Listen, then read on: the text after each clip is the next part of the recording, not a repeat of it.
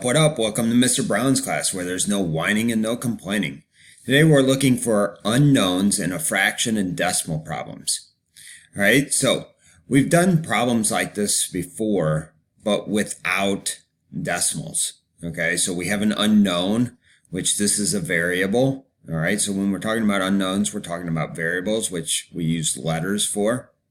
All right, so this, to a lot of you, is going to seem complex because they throw in the decimal or the fraction. But what I'm going to teach you today is to do just a little trick, right, to help you before you start solving. It takes you 2 seconds, right, to make a similar problem and figure out how to go about solving it. Okay, so we have d minus 5 equals 3.5. So number minus 5 equals 3.2. Right, so d, we can make d minus 5 equals 3. So that's a very similar looking problem, except without the decimal. So everybody should know what minus 5 equals 3. Well, it's 8, right? Well, how did you get 8 with 5 and 3? Right? Well, you added 5 plus 3 gave you 8. So in this case, we're going to add 5 plus 3.2. Here's one of the big problems that a lot of people have, right? We have to line up the decimals, and that 5 has an imaginary decimal right here. So it's 5.0. So when we add this, we don't put the 5 over the 2. We put it where the 1's place is, right? And it ends up being 8.2, which is very close to 8, our estimate. So it just took us 2 seconds to do a simple problem like that. Okay, now let's look at this one. So same thing. Let's make a similar problem. F plus 1 equals 4. All right, well, what plus 1 equals 4? Well, obviously 3. Right? So how did we get 3 with 4 and 1? We took 4 minus 1 equals 3. So we're going to take that number minus 1 in this case.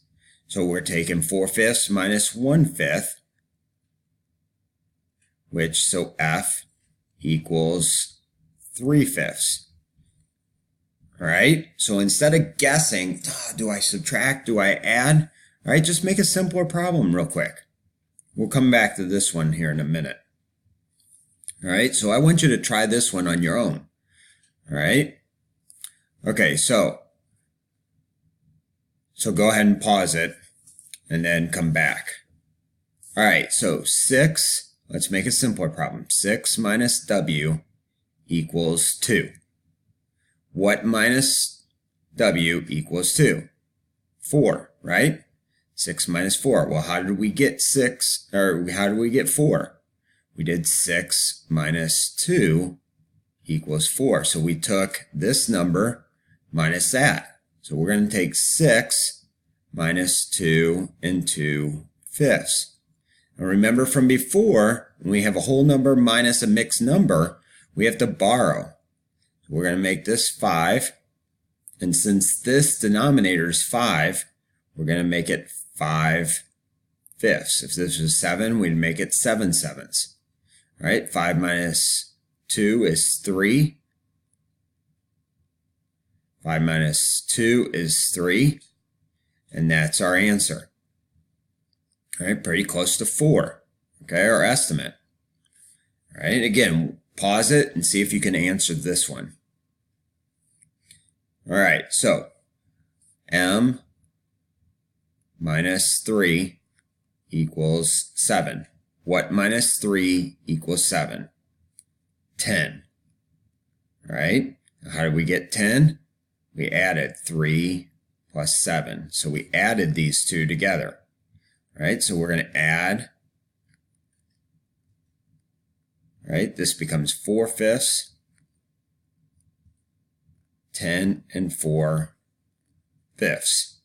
Okay, so making that simple problem And estimating helps a lot. Now let's look down at these problems. We've done these problems before when they said how many 3/5 are in 1. All right, so we know that 3/5 times its reciprocal is 1. So anytime you see a problem like this, the answer is the reciprocal. All right, so what do you think the answer is to this? 8/7. Those are easy problems, but you got to remember that when you see that. All right, when you see a problem like this, all right, you're going to multiply by the reciprocal.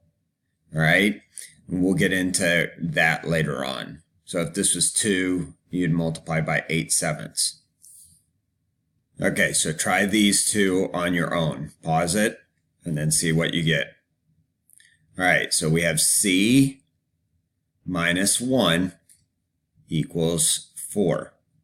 All right, so what minus 1 equals 4? 5, right? How do we get 5 with 4 and 1? We added these two. So in this case, we're going to add. Now, again, here's a problem. This is 4.00. We can have as many zeros. We have to line up the decimal places. All right, so 4.00 plus 1.37, right? 7, 3, 5. 5.37, which is again close to 5. All right, but remember, you have to add the decimal place in the zeros. All right, what about this one? All right, so we have 13 minus a number equals 2. 13 minus what gives us 2? All right, 11, right? And how do we get 11 with 13 and 2? 13 minus 2. So we took this number minus what's an equal. Now again, this is 13.00. We have to line up the decimals when we're adding and subtracting. In this case, we're subtracting.